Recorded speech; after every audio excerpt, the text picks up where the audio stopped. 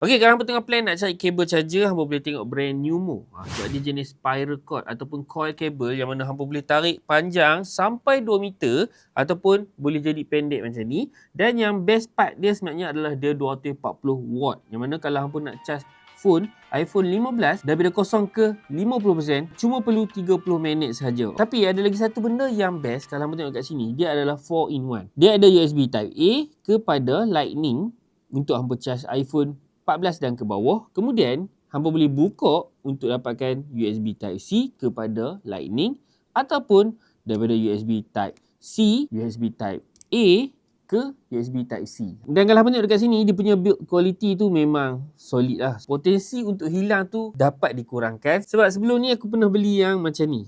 Dia wiggle-wiggle macam ni. Ada lagi satu yang jenis plastik dah patah. So yang ni option yang lebih baik. Dan yang paling penting, harga sama macam kabel yang hangpa beli kat luar sana. Cuma hangpa dapat spiral cord, hangpa dapat 240 watt dan hangpa boleh dapat 4 jenis kepala.